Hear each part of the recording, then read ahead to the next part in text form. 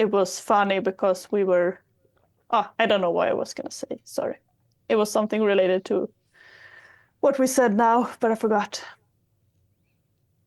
So I have nothing else.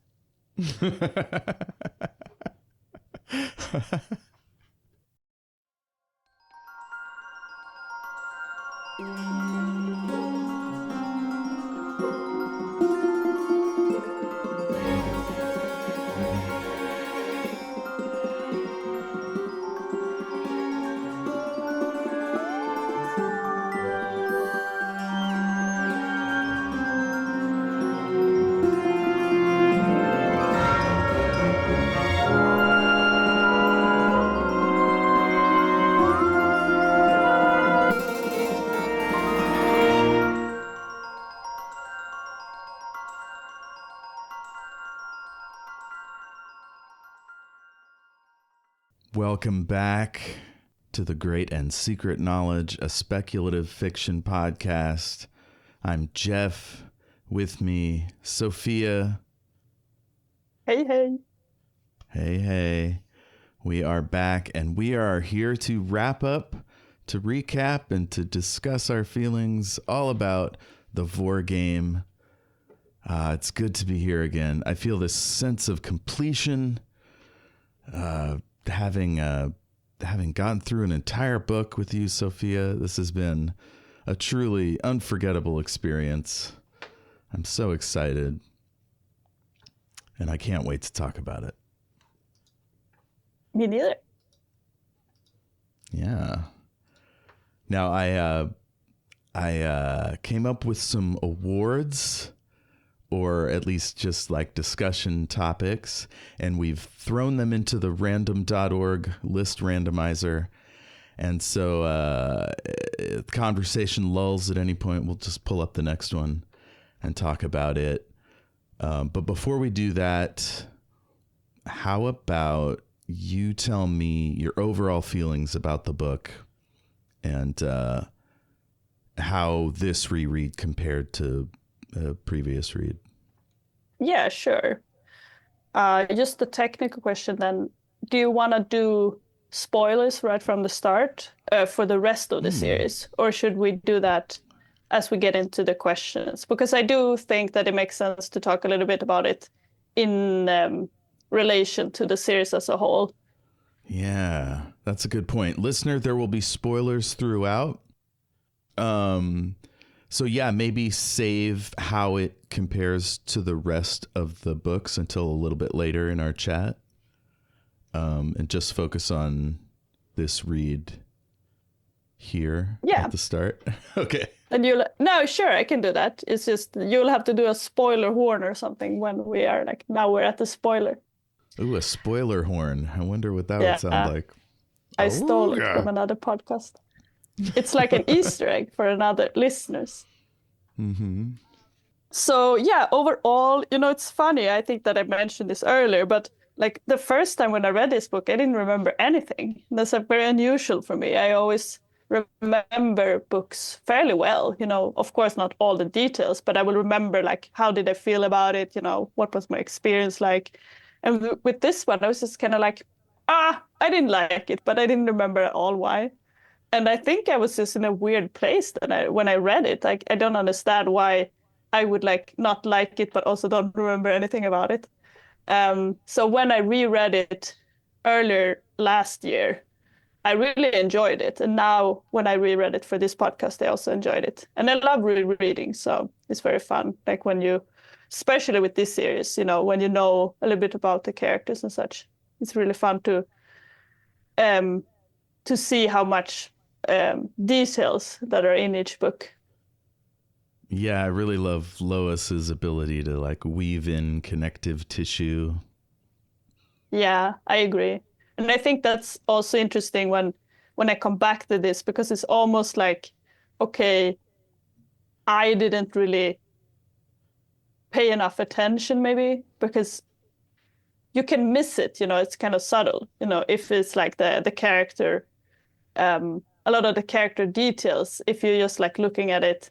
For example, the point of view is Miles. So if you only look at it from, okay, this is what Miles interprets or notices and stuff, then you kind of miss some of it because he's not gonna be the objective truth, So I think that's really fun.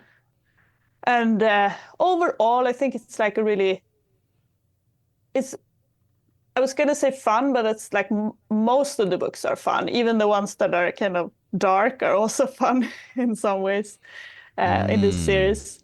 But I think this one is a little bit like maybe some aspects of it are more heightened. It's like because we know also that Lois wrote this later. She came back to it, and I think that you can feel that maybe she's like, oh, I want to write like a story where Miles is like young, and then really utilizes that. So it's like maybe it's the most extreme Miles in a sense. Extreme Miles. Yeah, maybe. That's fun. So what do you think? Well, like I said, this is my favorite Vor book, which makes it my favorite sci-fi book, I guess. A Hero Born or Legend of the Condor Heroes generally is probably my favorite fantasy book. But yeah, this one I just have so much love for. I have so much time for. This is probably my 5th re-listen / reread. Yeah, it counts. I don't know. Who's listening to the show that doesn't think audiobooks is reading? Anyway, it's just so much fun. And yeah, I was inspired by Natasha reading it on Spoil Me to like dig into the nitty gritty. And even under this intense scrutiny, it's still good. Yeah. It's really cool to get to know more about Gregor, to get these little insights into how Miles views his friends and family, his thwarted dreams, his I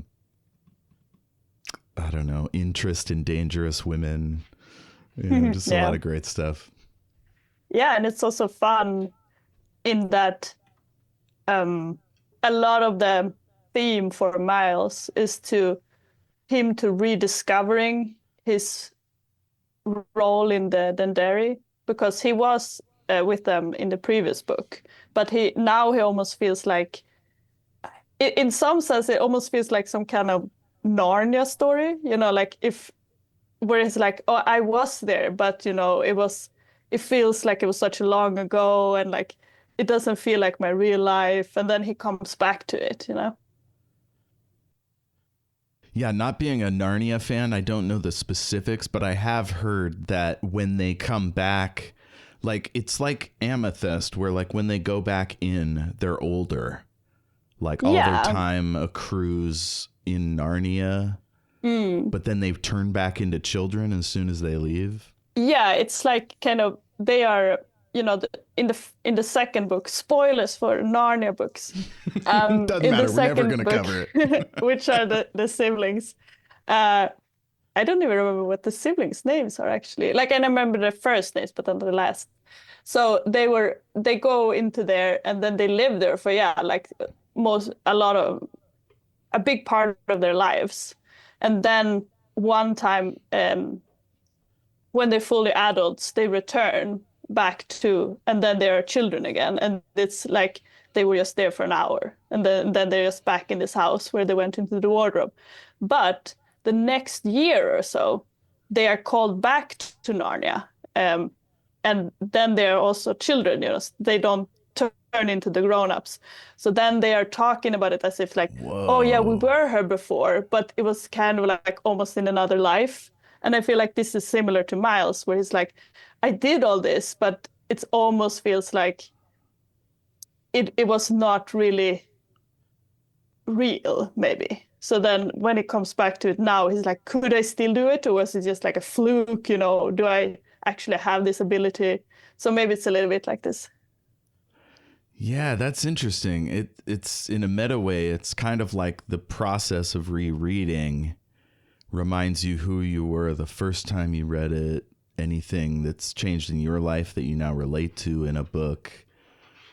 That Narnia shit, I don't even know how that could go down. Like you relive, is there a time jump? Like, won't people be like, wait, weren't you 50 and now you're 10? What's going on here? I don't know. That freaks me out. But I will send you a Wikipedia. Yeah, a whole sophisticated timeline. Mm. But yeah, for Miles, it's being thrust back into the context of the Dendari after he tried to live a normal Barryaran life Mm. for 3 or 4 years. Yeah. Okay, well, let's get into our awards or conversation topics, whatever. The first one that came up is Wildest Coincidence. And so this is the kind of thing that happens in fantasy books or poorly designed sort of stories or whatever. Like if it happens too often. But here, the only one I could think of was Miles finding Gregor on Jackson's Hole in the same jail cell. I feel like maybe in some sense this has several coincidences. And I think it's Miles, and it's also that he meets Metsov. Like both of those are very Oh, unlikely. yes. But I think that it doesn't, I think that the Metsov one, it is not maybe as unlikely. I think that we talked a little bit about this, maybe that there are certain places in the galaxy where there are conflicts. So it makes sense that someone that is like a military, like both Miles and Metsov are like professional military people. So it's not like super unlikely that they would both be in this very high conflict situation. But I agree, the Gregor one is more of a coincidence. I think the reason that it works is that it's not a coincidence that fixes anything, but rather it's like something that makes things more complicated. So therefore we are more Yeah. forgiving of it. Yeah, it's not a Deus Ex Machina. It's because it's early, right? It's not solving problems, it's starting new ones. Yeah. And same with running into Metsov. I found a quote here from chapter 12. Who sent him then? Cavillo stared anew at Miles, her lip in a dubious curl. God, Metsov avowed fervently. God has delivered him into my hand. Metsov, that cheerful, was an unusual and alarming sight. Even Cavillo raised her brows. That's true. It is kind of pointed out how unlikely it is, and he's just like happy about it. Oh shit, Lois is God in this scenario, I guess. Yeah, yeah. It's funny. And later he should be like someone like, God, why have you forsaken me? But I thought about this. Yeah, it is interesting. Why do we accept some coincidences and not others? And I think it's about this, that the coincidences that makes the plot more complicated is more fun. And also I think that just also that is like Miles' superpower to have good coincidences that either, make something Right. worse or better. So in this one, even it's a tongue that comments on it, and he's like, "Oh, your coincidences are like the greatest, compared to like any like carefully laid plan." It's just like so so I love useful. that. I Yeah. don't know if I wrote that down, but I remember that bit. Yeah. So He's so like, maybe even that's your also failures why. are successes. Something like Yeah. that. So maybe I would say like if I was gonna have someone different from yours, I would say something like, the wildest coincidence, like I'm trying to think of now, something where Miles lucks into the situation. So maybe something like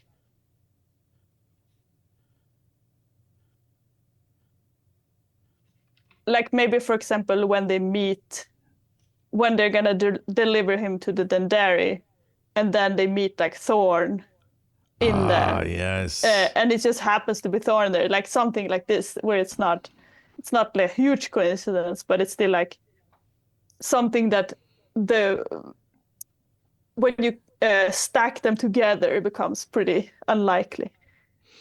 Yeah, that's a great moment. That was one of my I thought about it for favorite scene or one of these that they bundle him into the bod pod. And yeah, Yeah. if Oser had been on the bridge, they might have shot him out of the sky, right? And that would have been one of Yeah. our best Miles near death experiences. But True. yeah, because it was Belle Thorne, who we trust and we know is cool, like less likely for them to open fire on some random person. Yeah. And of course he is able to use these coincidences, but I think that in some way, it becomes wild in that it's so he's pretty lucky in a lot of times. Yeah. Well, as long as we're here, let's just talk about Belle Thorne. Mm. Um, they were my first kind of thinking of best side character. I picked somebody else. We'll talk about that in a minute. But yeah, let's talk about Belle. Mm. I really love Belle. I think they're a great character. They're spoiler horn in Warrior's Apprentice. When we first meet Belle Thorne, they turn on their boss because they think Miles is just so badass that they like want to follow him, and that dynamic continues throughout, even to is it, what one is Natasha covering on Spoil Me? Is it Mirror Dance? Yeah. Yeah, so it leads to Belle making a pretty catastrophically bad decision because of this, I don't know what, just desire to please Miles or impress Miles. Yeah, you're right. And it was funny. I think, was it you that pointed out that they did this before, so it's not like out of character that they would, rebel against the second commander. Yeah. I mean, even by picking up Miles, I wonder if that's defying their orders or not. I guess we don't find out one way or the other. Yeah. No, I think it's hard to say if things had gone differently. But Well, we know when they meet up with Oser that like Oser it's like, I don't even want to leave you alive. You're just going to talk my people into taking over. yeah.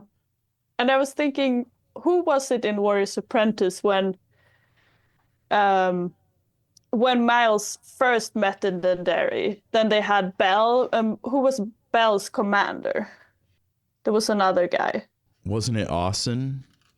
Awesome, yeah. Because I always think like Oser, and they're like, no, it wasn't Oser. It was like the yeah. And I'm thinking, you know, it is, if you were like gonna be like Machiavellian, then you would be like, oh, I cannot trust Bell now because they, betrayed their former. Um, and especially, they stayed Yeah. after, when Oser did the coup, they still stick around. So maybe that also means that, they're not like super idealistic, I guess, or like it doesn't bother them to stick around. But maybe they were hoping Miles would return. Yeah. Oh, I had the quote from why Oser won't let Miles talk. Mm. Just to remind people of why it's good that Bell picked up Miles. Aren't you even going to have me chemically interrogated? Asked Miles, dizzied by this sudden downturn. And contaminate my interrogators? The last thing I want is to give you rein to talk to anyone. I could think of nothing more fatal than for the rot of disloyalty to start in my own intelligence section. Whatever your planned speech, removing your heir will neutralize it. You nearly convince me. Oser almost shuddered. Yeah. He's a fun villain. Yeah, that's really fun. It's interesting also to be such a person where you're like, I feel like if I was convinced by someone, I would be like, oh, they're right, because I was convinced. But he's kind of like a little bit, what would you call it? Paranoid, I was thinking. Paranoid, yeah. Yeah, so it's like, okay, I'm convinced, and then it's like a trick, Yeah, paranoia is a big theme in this book. Oh yeah, that's true. It's like Metsov is also kind of paranoid in a sense. Yeah, we got Oser, Metsov, Cavillo. I think that's probably it. Yeah. Maybe a little bit Gregor, because he's also like, Oh, yeah. he has a little bit of like, oh, I have to flee, or like people are lying to me. Maybe it's not paranoia, maybe it's just a normal reaction, but we can get to that. Despair. Yeah. But it's a little bit, he's talking about like, oh, maybe I will end up like my dad and all this. And it's like a little bit unfounded, I feel like, because of how Miles react to it. So maybe it's like a little bit of a paranoia in that sense. All right. Next one on the list is our best Miles near-death experience. Were you able to pick one of these? Yeah.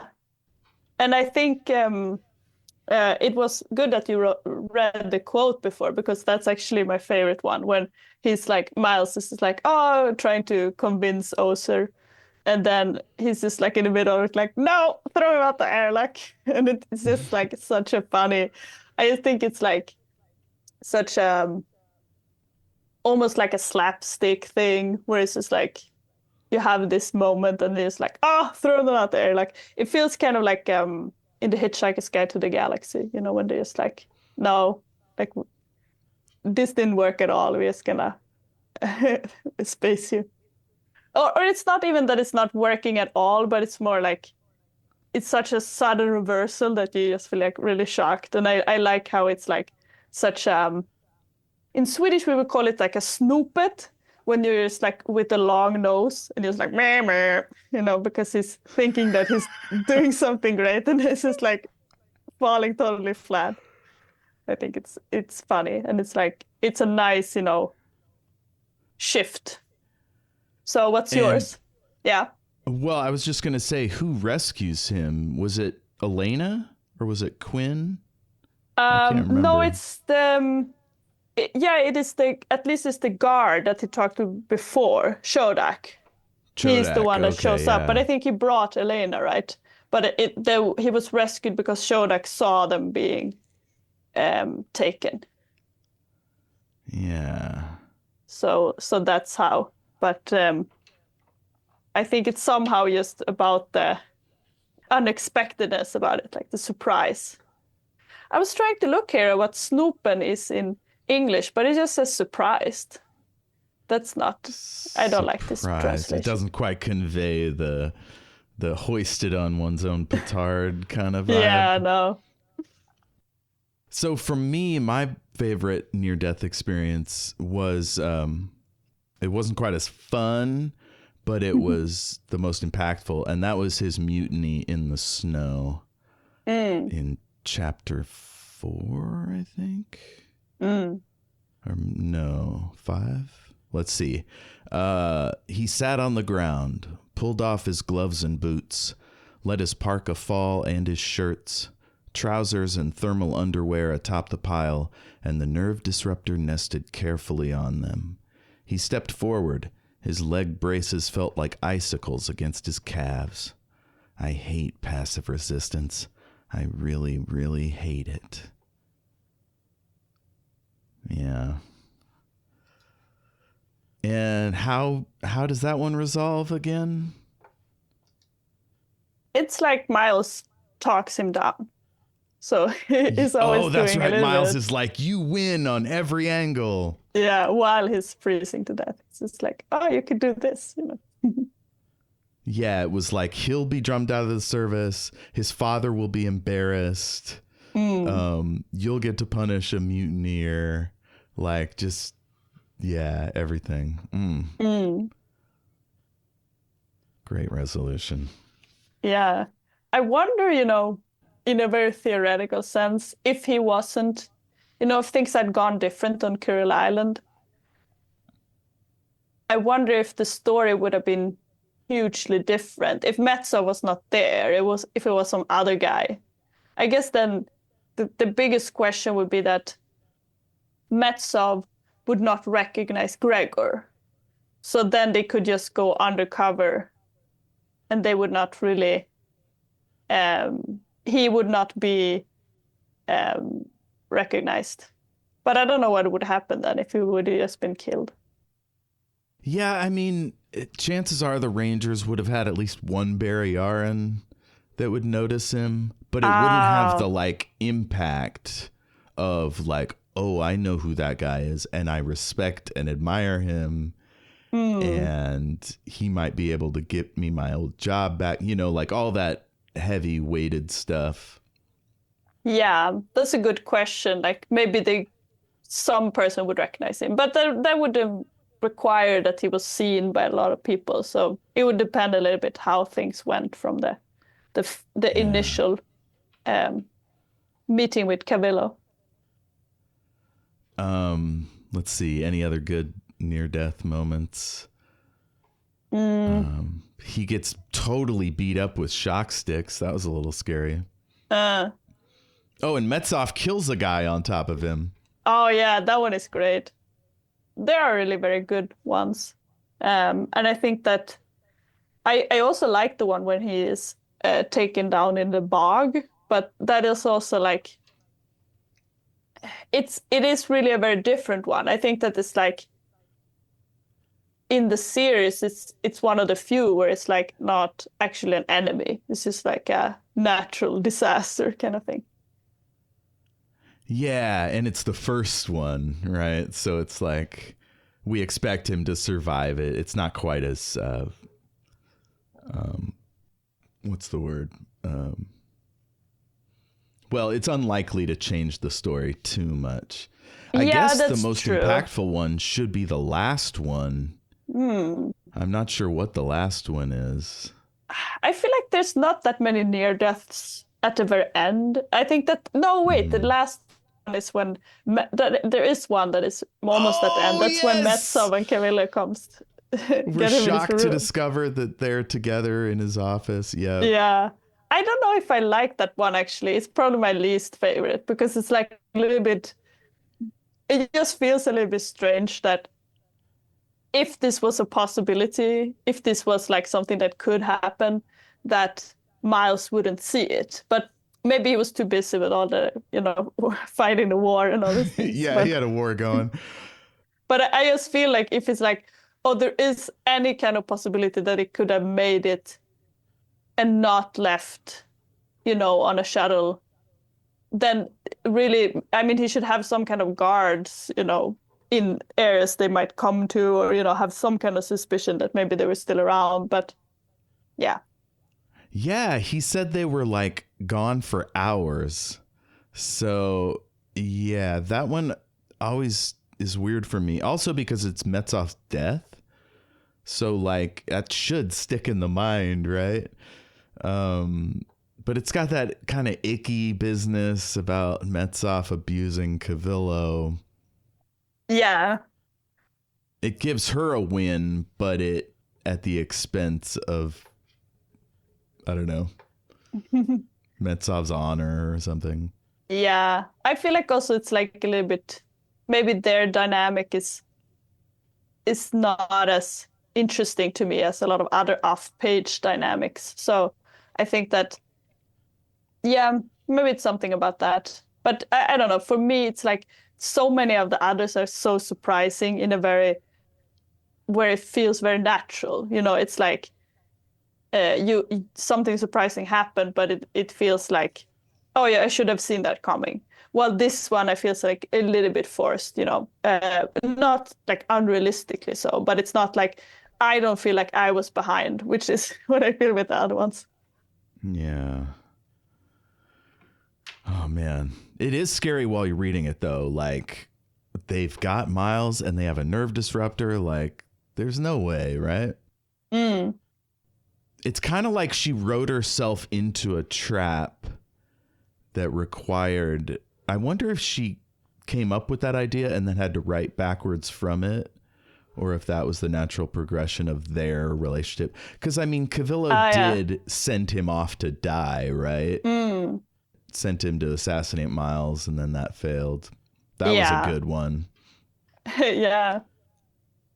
Yeah, there's also like the near death is good, and also the way that he's like that he comes back, it becomes like it's a little bit more dynamic where when they have a little bit more of a dance, Miles and Metza. Yeah.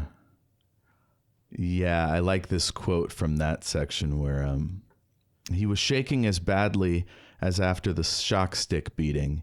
He regarded his spasming hands, lowered one to touch the corpse beside him in morbid wonder. Every day of the rest of my life will be your gift, and I don't even know your name. Your sergeant. What was his name? Collins. Collins. Thanks. Good man. Yeah. I really love that Miles cares about human beings and their deaths. Mm. Yeah, I do too. A lot of times in these kind of stories, they're sort of faceless unless they're an ensemble character with a name. Mm. Yeah, I think that it becomes a an overall theme in that because of Miles' knowledge of people, then it also becomes for us a little bit more real with the like not just this guy where it's like more about Miles's experience, but also in other instances we get a lot of details about different people because Miles is trying to keep track of everyone. So he will know like, oh, this person changed their hair or this, and so we get a lot Yeah. more personal detail. Yeah. Yeah, I respect managers that know their employees' names. So, like, that's pretty cool. Let's see. The next topic that springs up is our favorite side character or supporting character. At first, I had Belle Thorne, but then I was like, well, Belle's not really in the book very much. So I went with Errol Vorkos again. Like my favorite quote from the book is about him. The funniest moment includes him, you know. Mm. He's and he's only in the beginning and the end, but his legacy or whatever keeps being referenced. You know, Metzoff hates him, Tung loves him. You know, Miles thinks about his teachings on military history and stuff like that. Yeah, His philosophy. that's true. And I also think that because Gregor is such a big part of this book, then it also becomes Earl is also connected to Gregor, because of like his their employees. No, what do you call it? Their callings. Yeah, he's his prime minister. Yeah, but it's a weird dynamic. Like I think we could go into that more, but I'm interested in this about them. Spoiler horn Yeah. for Shards of Honor, Barrier. Errol and Cordelia essentially raised Gregor Mm. after his mom's death. So yeah, he's just a big old part of his life. He's like a favorite uncle or something. Yeah, but it's like a weird dynamic, because I feel like and not I'm not complaining about it, but just it's an interesting setup where you have this, like you said, that he is basically his either like adoptive father or maybe more like a stepfather, because it's like he came in I don't know if he, since Gregor is such a official role, I don't know if they were ever really parents in every sense, because there was also other people, I assume, that was like, oh, this is how, we have also things to say about. Yeah, they're kind of, he's kind of like a godfather too. Like he mentors him in philosophy and leadership style and all that. Yeah.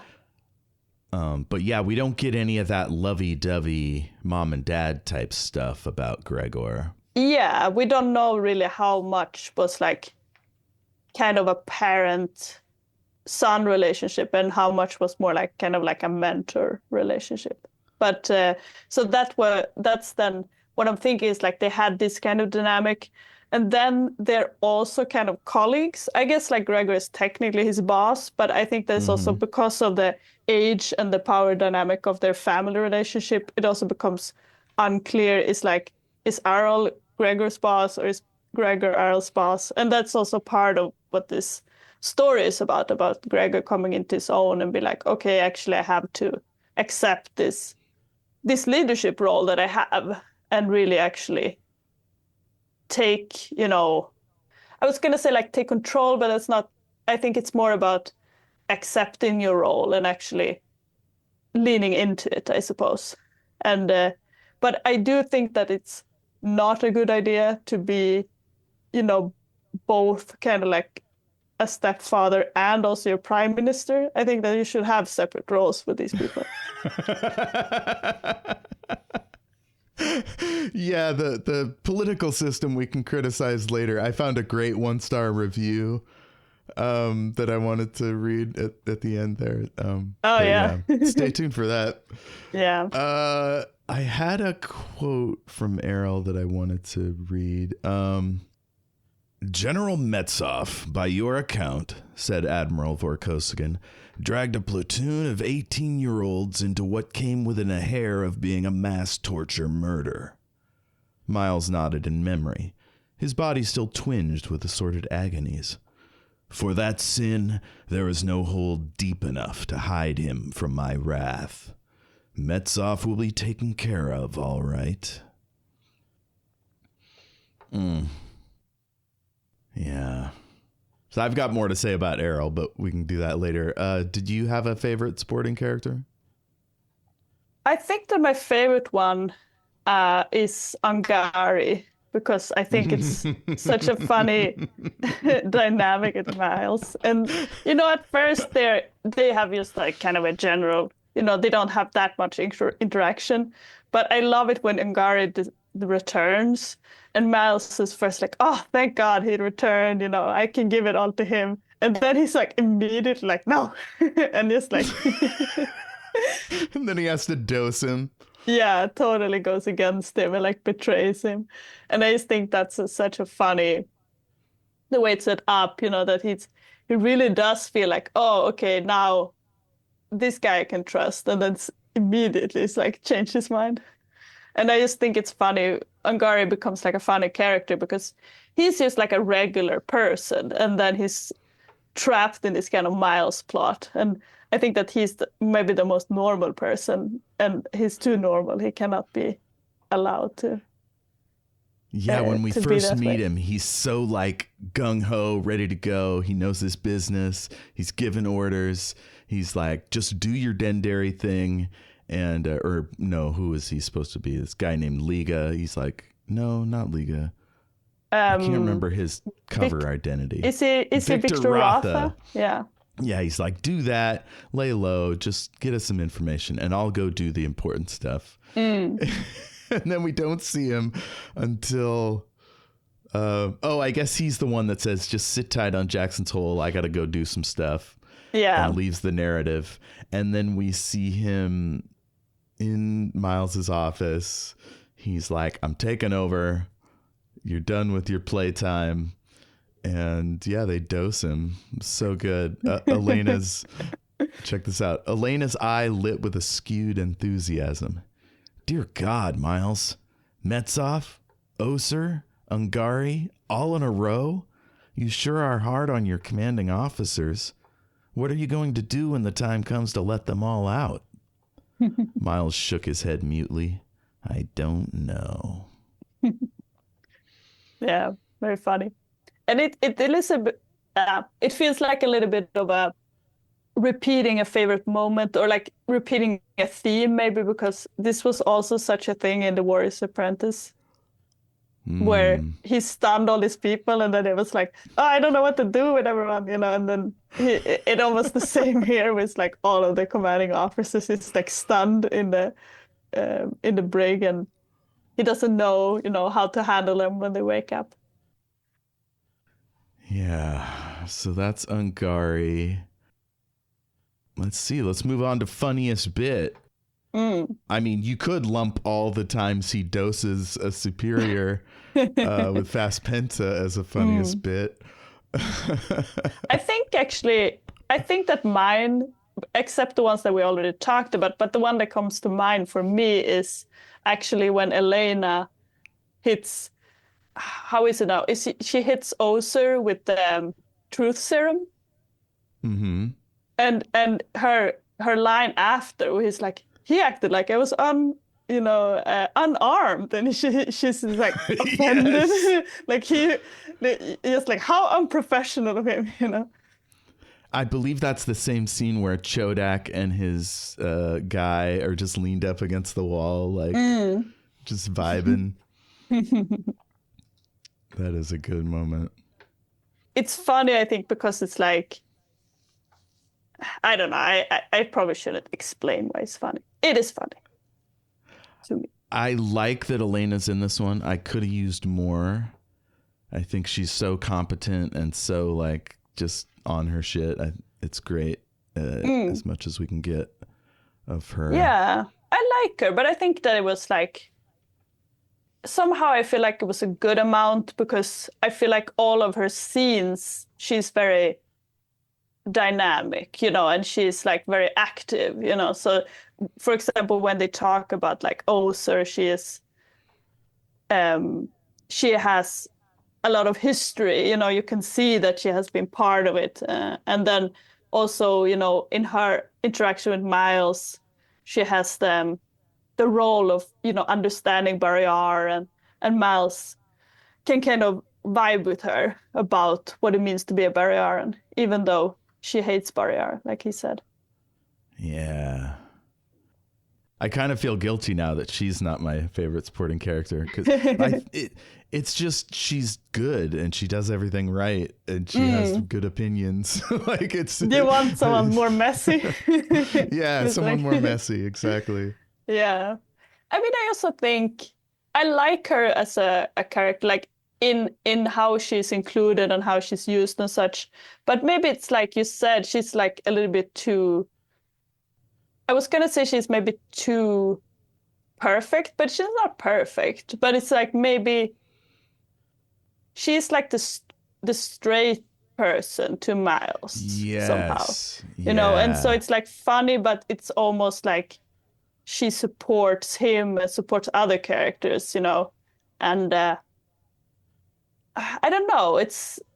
And also like somehow I feel like her story maybe was done in Warrior's Apprentice because she has an arc there, and it almost feels like, oh, I am now like I have come into my own. Like I don't have any other conflicts, even though like she has, of course, external conflicts, but it doesn't feel like she has any internal ones. She's like fully coming into herself, and she's very confident about who she is, and so that makes it, it's very satisfying character, but maybe not someone like she's very different from Gregor, for example, who is like so many different conflicting emotions and stuff, and that is like a little bit more compelling, I suppose. Yeah. Spoiler horn listener, if you want to learn more about Elena, Warrior's Apprentice, she's a huge part of it. We can't have so many spoiler horns. It's only one spoiler horn. I mean, I kind of like it that he's like doing spoiler horn segments. My favorite Elena moments are around Miles talking on the comm with Cavillo near the end. Let's see. Miles exhaled. Right, right. She waited to speak on a line her Vervani bosses couldn't monitor. I thought she might. Wonder what lies she told them. She's past the point of no return. Does she know it? He opened his arms to the new short vector line in the schematic. Come, love. Come to me. Elena raised her brows sardonically at him. Coming through. Your sweetheart is about to appear on monitor 3. It's so cute. So then Miles does his like camp villain performance. And then after that, she goes, damn, said Elena in a hushed voice. If I didn't know you, I'd think you were Mad Yuri's understudy. The look on your face. Am I reading too much into all that innuendo? Or did you in fact just connive to assassinate Gregor in one breath, offer to cuckold him in the next, accuse your father of homosexuality, suggest a patricidal plot against him, and league yourself with Cavillo? What are you going to do for an encore? Depends on the straight lines. I can hardly wait to find out. Miles panted. Was I convincing? You were scary. Yeah, so definitely the straight person to like show us how Miles comes off. Because it could very easily just be Miles putting on a show and being silly, but apparently it looked convincing. That's true. You really need the audience, and we can really trust Elena because we see also that she's very objective, you know, she knows him, and she's not gonna be, she doesn't have a separate agenda, you know, or anything to deceive him about. But I do like, and I think that I mentioned this before, but I do like that, you know, we have Elena that we said she's not maybe such a huge presence in this book, but I do like that she's like the presence, and then we have her husband who is like even more of like a side character, and I do like that because I feel like it's so often the other way around where it's like, oh, we have this guy and then it's his wife, you know, but here it's just like, Yeah. oh, this is the side character, and then also she has a partner, you know. Poor Baz gets it dirty in this one. He's barely in it. All we know about him is that he's screwed up and lost the fleet. Yeah. But I also like that. You know, I like that it's like, because in real life, you know, sometimes you have a friend and they have like a boyfriend, and you're just like, I don't know, you're just like a nothing. You know, I don't have any opinion about you. You're fine. Like, I don't mean like a nothing, you know, objectively, yeah, but just for your own opinion. It's just like, oh, you are my friend's partner, and then you don't really have any other thoughts about it. Yeah, I think if we spent more time with Elena, she would probably mention him more. But we're not in those kind of scenes with her. Yeah, maybe. But I also feel like, I don't know. I feel like if she had been around more, maybe she would have picked someone else. You know, she's like a little bit like like if she'd been out in the galaxy longer before meeting she Baz, chose him. she would have. Oh yeah. Shit! Spoiler horn for next book. She dumps him and dates someone cooler. Not really. Yeah. But I mean, it also depends, I suppose. But it's just like, if you were gonna be like who was reaching and who was settling, you know, like I feel like she was settling. Okay, are you ready to move on to funniest bit? Yeah. No, wait, did we do? We did best supporting character, best side character. No, we did. I think that we did funniest bit, because I thought that I said my funniest bit. Maybe you didn't say yours. Oh, I haven't done mine.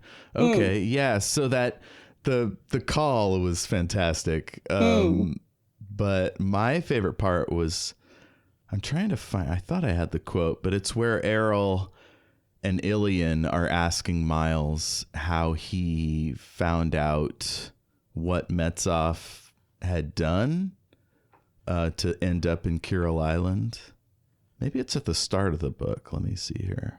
No, I think it's at the end. Then, because they find out that he had, like, they explain like that they interrogated the other weatherman, and then they found out through him that Metsov had killed this witness when he killed a prisoner. Yeah.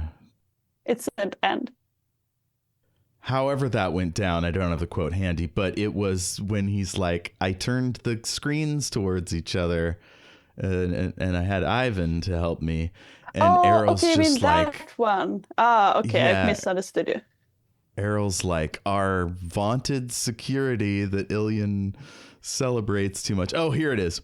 Airtight security, you said, murmured Count Vorkosigan, unsuccessfully suppressing a wheezing laugh. The most expensive yet devised. Proof against the cleverest viruses.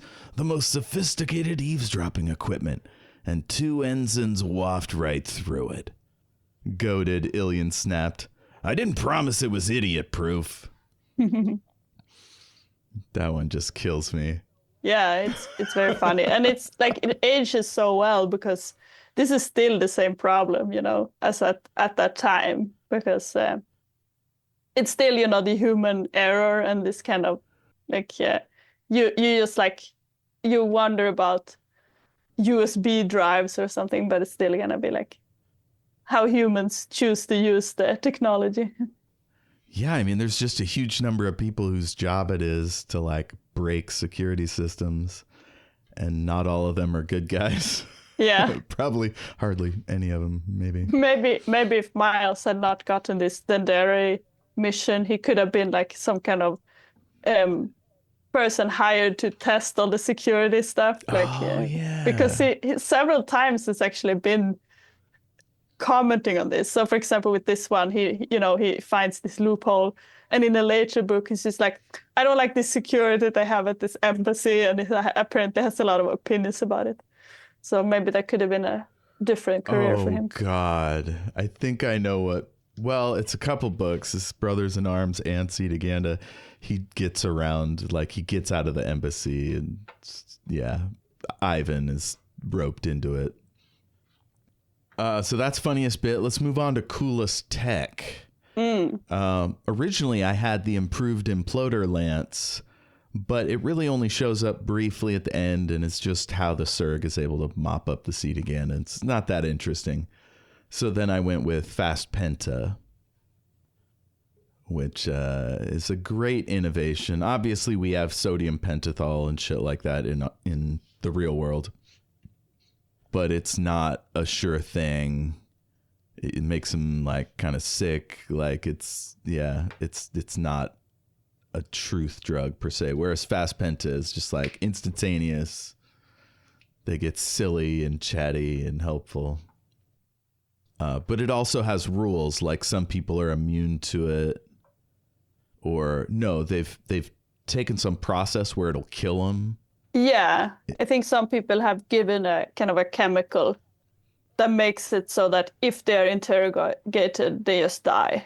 And I wonder, is there some? I think also there's no way for them to test that. They just have to assume, okay, this one is probably gonna die. So, I mean, hopefully the prisoner would be like, you can't fast penta me or I will die. Like, but everyone would say that. Everyone would say that. Maybe you can just test a little bit. Yeah, it's like an allergy test. You just like put a little drop and it's like just prick his skin, see what happens. Probably. But yeah, they have that, and then like they have the question like some people are also get allergic reaction and die from that, and then apparently some people are also not as sensitive to it. But it doesn't seem to be very common. I think that it seems to be almost, at least it doesn't seem like you could really lie. It seems like more maybe you can evade the questions. At least we see it once. Spoiler horn. I think we learn in previous books that Ilian had that procedure, and then the guy before him. So maybe it's just people with tons of information that if they got captured would be a but they massive say also security Angari breach. has it. So I think that it's Angari, generally a lot of people in IMSEC has it, but I think it's like people who are trusted with information, they have it. Do we get Miles's idiosyncratic response in this book? No, that's later in Brothers in Arms. Although it's Okay. earlier written, in the chronologically Yeah, written one. yeah. Or not chronological, in the published order. Right. Yeah. Did you have a favorite bit of tech? I think actually the imploder lands, but not the improved one, just in general. I like this the idea that these technologies are always evolving, because that's also something that is not that usual actually, I feel like in a lot of stories. A lot of times, authors will come up with a setting and they will think of what is the technology, what is the rules of this setting, and then it's just gonna stay that way. But I think it's fun here that even though I guess we don't follow it like super close because it's not Miles doesn't follow it, but it's still interesting that Miles talks about how it's been a little bit earlier and how it's evolving. And I like this idea that you have this, that they have this. I don't remember exactly how it's explained, but you have kind of basically shields, and then you have to get in really Mm-hmm. close to get through the shields. And I think that's fun in the way that it's not just like some kind of, stereotypical space battle in the far future where you just have shields and then you just like throw bombs at the shields until they break. It's like, no, we have to Yeah. do some other way. Yeah. Yeah, it's in Star Trek there are moments where technology evolves or jumps, um, but it's not like through the course of an episode or whatever, or even a season. Whereas here, like, we get that long description of how naval combat has evolved over the years before the fight with Cetagandan. And yeah, they talk about how you used to sit off far away and shoot with lasers, but then they got shields, so you have to go up close with the imploder lance. Yeah, and then they talk about like we're gonna go back to ramming, but then maybe they will. I think then the problem was that there will be a lot of nukes if you try to get too Oh close. yeah, they could throw out a big cloud of them to take you out Mm. before you run into them. I wonder how much would be equipment though, because I remember in the Expanse series, which is much more close future, but in that one, a lot of it seems to just come down to, okay, how many nukes do we have? And like the one with the most nukes at the end, they win because they just like throw nukes at each other. I think it's not Yeah. exactly the same here, but just like, do you think that it's more useful? We do see this idea of like the improved imploder lance, but I also wonder, could you have maybe they could come back to a time where it would also be okay, who has the most just energy to release, and then that one is makes it. Yeah. Yeah, sometimes they'll do that in Star Trek. They'll just be like, they have better guns than us. And it's like, they don't go into the details very much. But it means we have to run away. Mm. Let's see. Yeah, The Expanse, there's a spoiler horn for The Expanse. There's a moment where all these nukes get sent up to deal with a threat, and then the threat jumps off to the left. And so one of our characters is able to nab up all those nukes and hide them somewhere so that they get some power. That was pretty awesome. That's tech. So next we're going to best main character.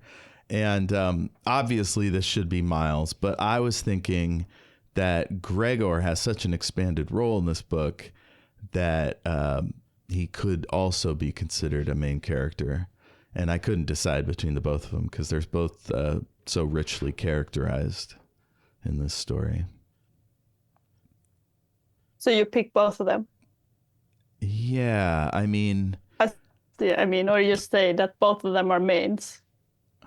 yeah, both of them are mains. I couldn't decide. But Gregor tries to kill himself. He runs away. He becomes a working class. A slave. Like he's, he has this huge arc He has his first love, but he can't trust her. So is it love? Is it something else? You know, is it just infatuation? And like, did he think that maybe it could work?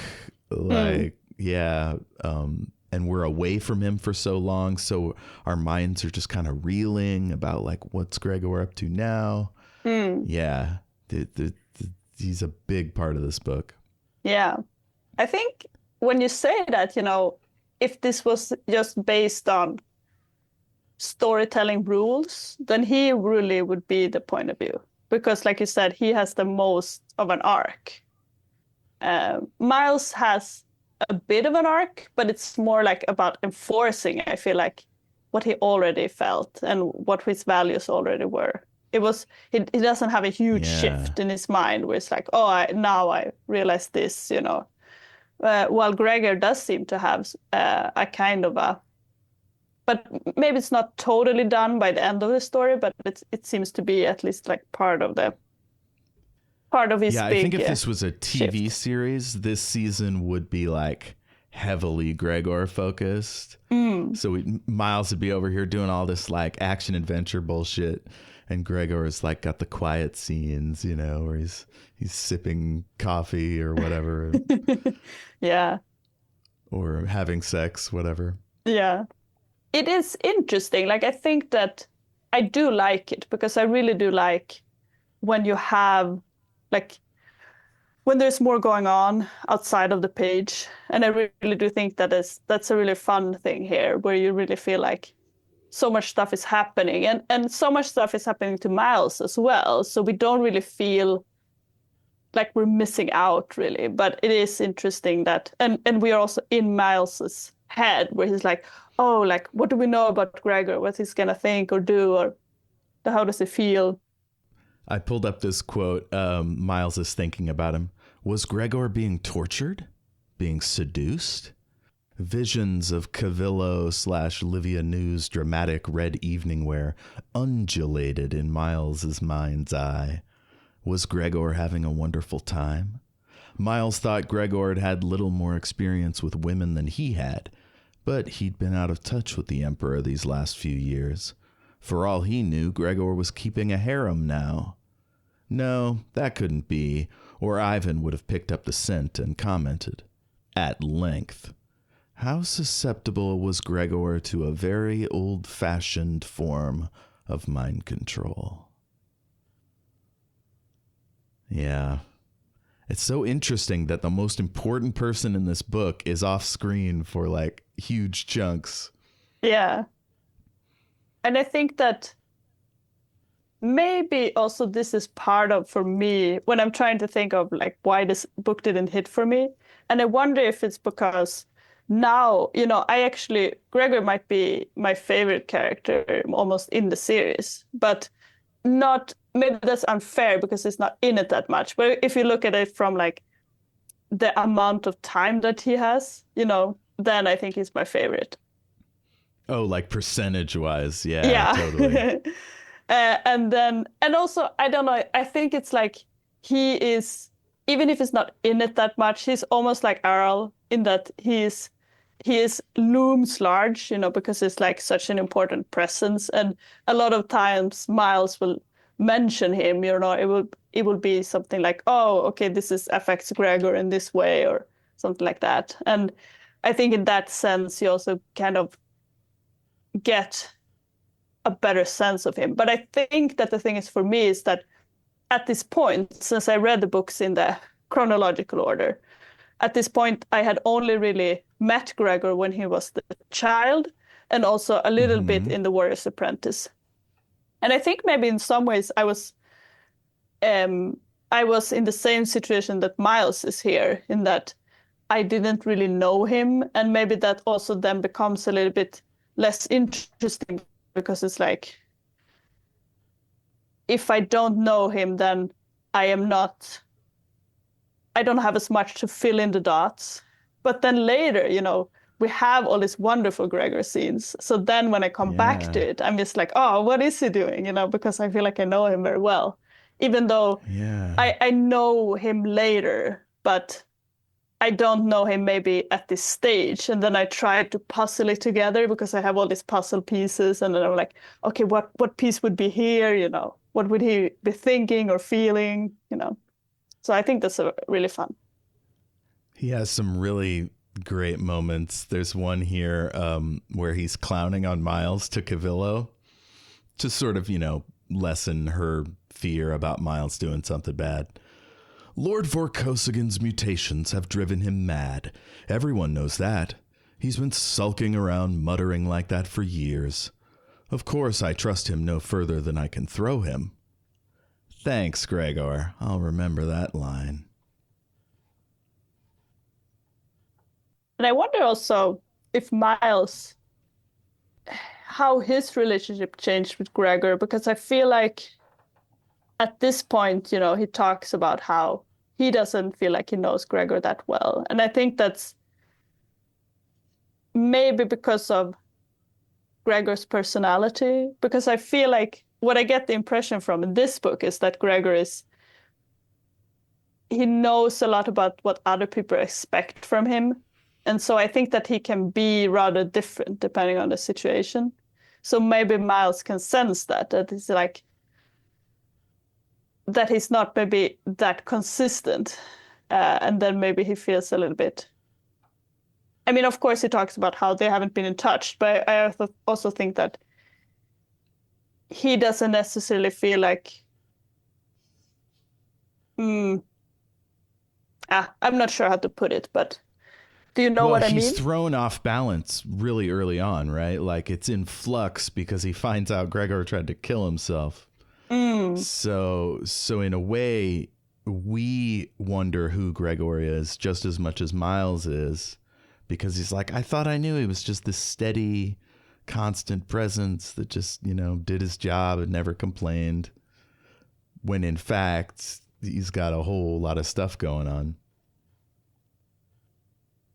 Maybe, but I think that in The Warrior's Apprentice, he also comments a little bit about, like, he doesn't feel like he is that surprised, or I don't know. It's in that book, Gregor is like a little bit suspicious of Miles, and Miles is commenting in his mind, and he's saying that, oh, of course you cannot trust anyone that you interact with. That's why I don't want to be emperor. And then I wonder. Yeah. Oh, that's one tangible benefit of this book, which is that Gregor is proven that he can trust Miles in every situation. That's true. And maybe this is part of also, maybe they were a little bit estranged, because Miles, first they are pretty different in age. And then Gregor went off to their boarding school. So he didn't really see Miles grow up that much. And then I don't know exactly when he came back, but maybe they didn't have that much interaction once he was of age. And I think that maybe this is the first time that they actually get to have a relationship as adults. Yeah, that sounds right. And by the end, he's really admitting like pretty personal stuff. Let's see. Maybe there's some way to give her a fair chance. Miles blinked. I'd be very careful about giving Cavillo any kind of chance at all if I were you. Even with tongs. Does she deserve it? Do you realize what's going on? How many she's betrayed? In part. And yet what? Gregor's tone was so low as to be nearly inaudible. I wish she had been real. Yeah. He just wants to be loved, you know? To be held. You realize, Gregor, you did this? Sabotaged the Cetagandan invasion single-handedly? Oh, breathed Gregor. It took both hands.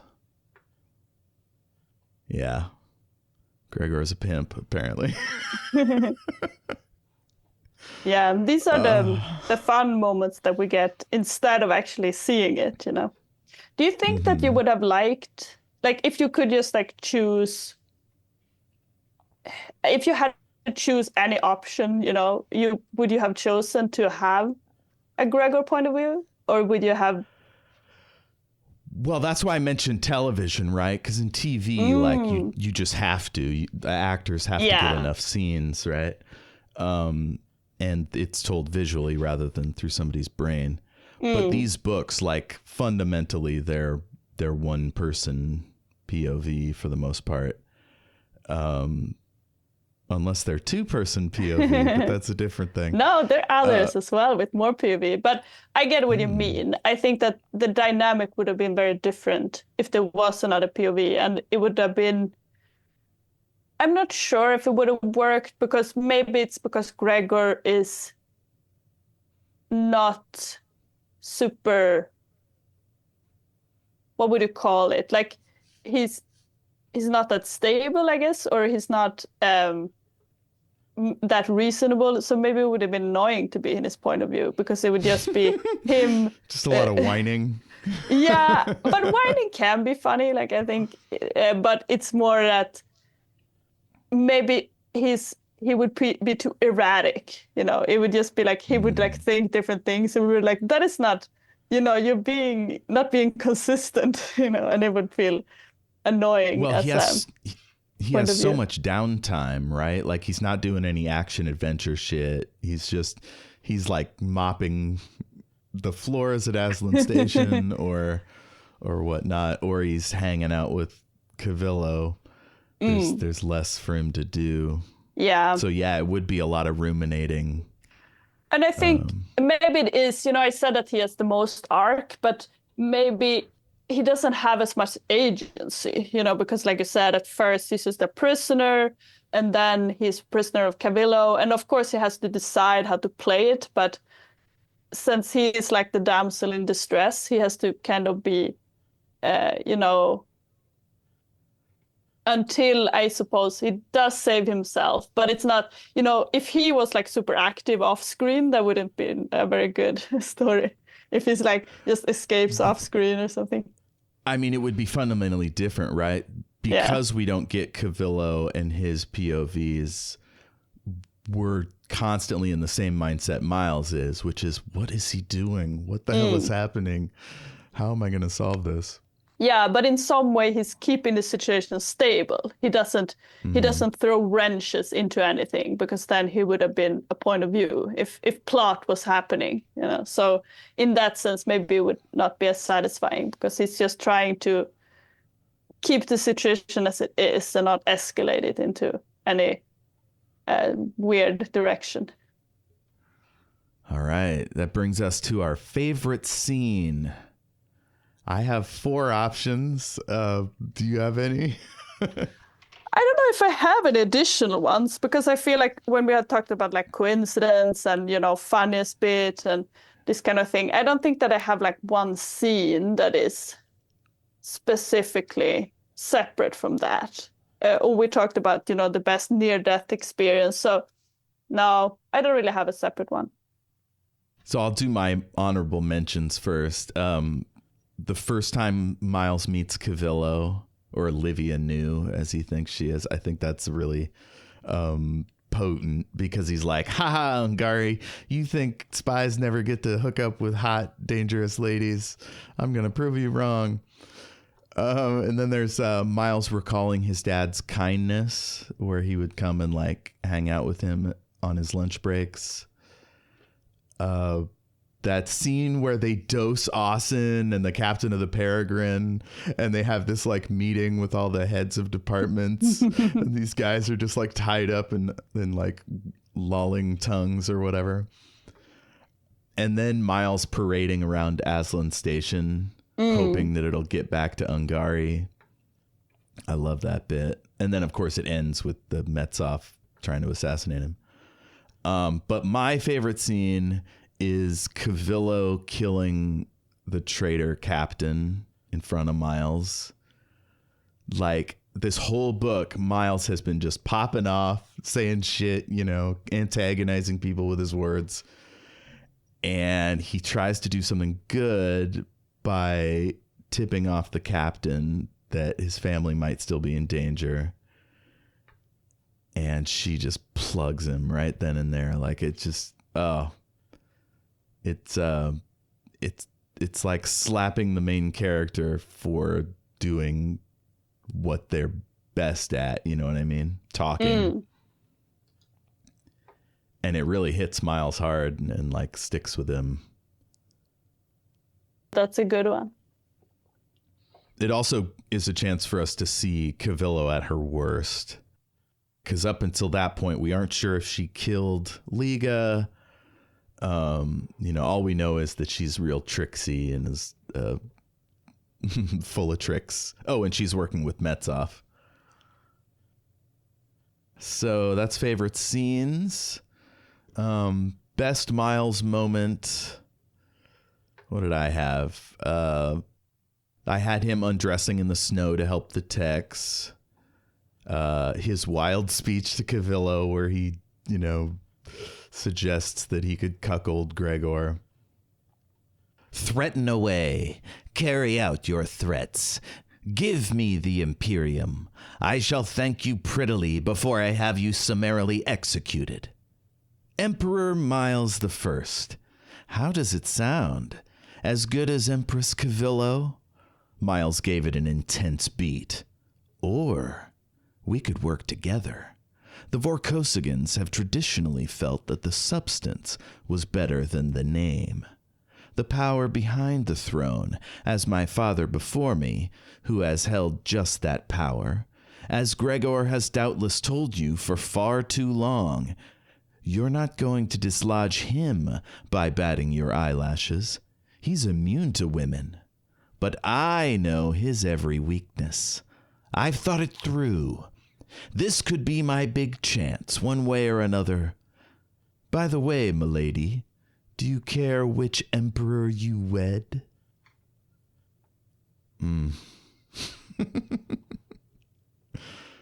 Yeah, that's Miles at his best.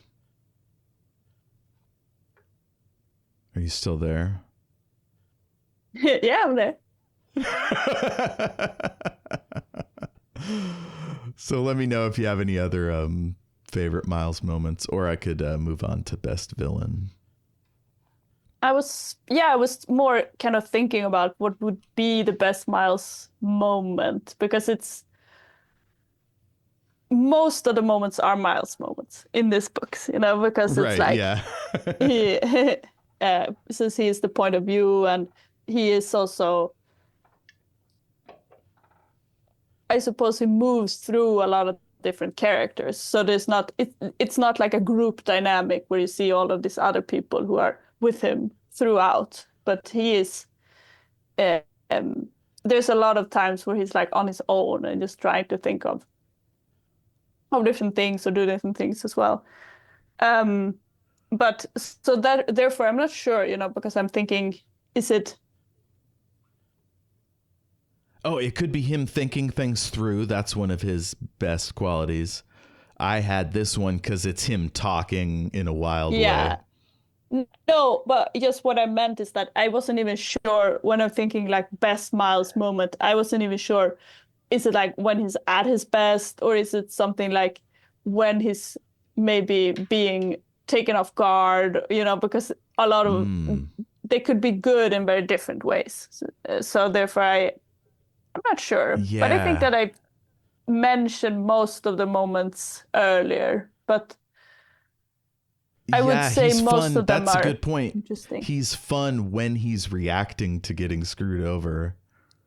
Yeah, that's also very, very fun. And I think it's because of the extremeness of his characters that he is. It's satisfying when he's winning, but it's also satisfying when he's being, surprised or something, because then it's something that you don't really expect. So Yeah. I like most of them, really. So I think, yeah. Ooh, I like the moment when he's trying to do that Brer Rabbit thing where he's like, don't throw me out of the ship in a bod pod. Oh, no. Yeah. Yeah, that's a very impressive one.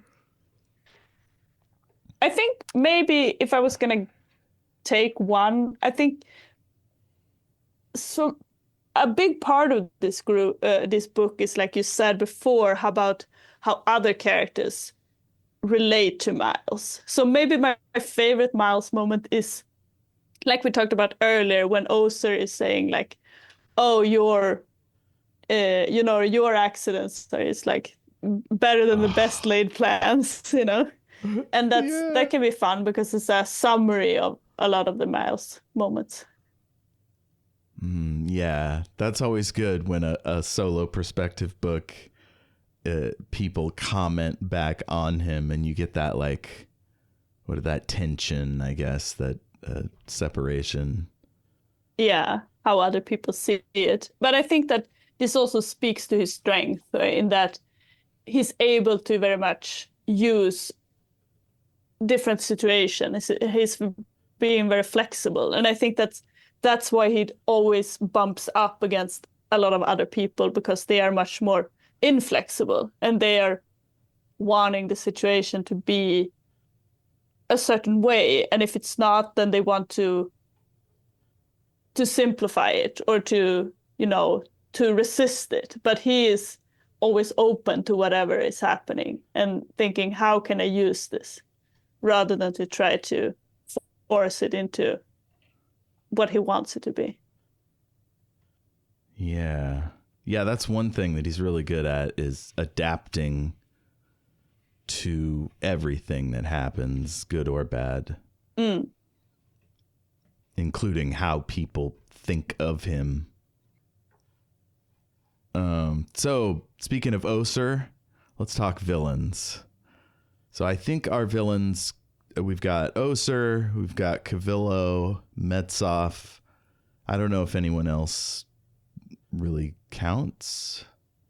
No, I think that those are it.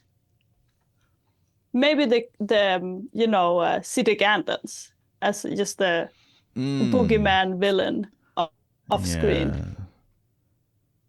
Cetagandan Boogeymen. Now we have to reorder your ranking. For me, I think that Oser is the villain that I like the most because I think that it's a fun dynamic because it's not totally an antagonist. Like he is a potential ally, but in the end, he decides to not be flexible enough, I suppose. This is part of his problem that he's wanting to. He has a very specific idea about what his what this kind of dynamic should be, that he feels like he's being fucked over, by Miles. Is it insecurity? Like he just doesn't want to risk Miles making him look bad?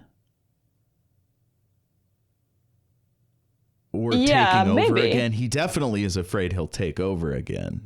Yeah, but I think that, if he was more flexible, he could be maybe thinking that if he knew what Miles wanted, then that he could work with him, that they could find some kind of common interest. Even if Miles took over, that he could be like, okay, but if he wants to take over, what can I get from that? And can I somehow make a deal? But yeah, I mean, maybe in some ways he's thinking it in the right way because he doesn't know, even if he knows that Miles is very convincing and good at talking people over, maybe he doesn't trust his abilities. Maybe he doesn't want Miles to take this fleet and then just like pull them into some kind of weird scheme where everyone gets killed, So maybe he's being responsible.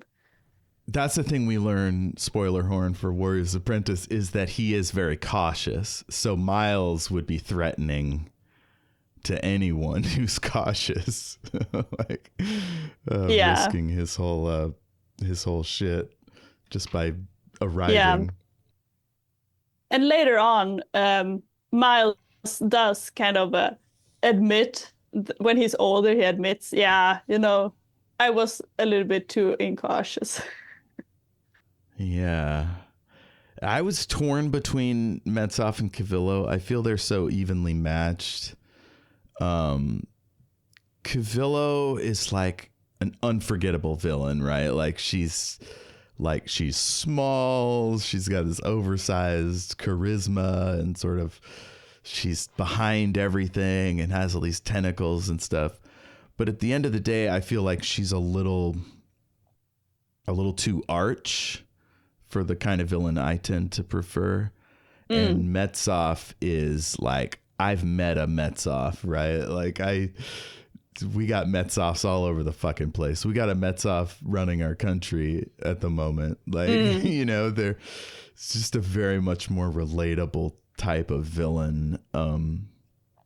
Even down to the way he dies, like his own just shittiness comes back around to bite him. I'm saying shittiness, obviously, like sexual assault is worse than just shitty, but like it's his fault all the way down the line from the first chapter to the end. Like he made this fucking happen. He probably would have ended up the same way wherever he ended up, even if he wasn't in this book. Like he would have died mad about it, you know? Yeah, that could be. I love his introduction. Do you remember his introduction? Yes, I do. It's the one where Miles is just like snapping at him, and then he's saying that he's the commander. Exasperated, Miles snapped. Are all the keepers on vacation? Or is anybody actually running this bloody zoo? With a cold flare of his carved nostril, the base commander glared down at Miles and growled, I run it, ensign. What a bastard.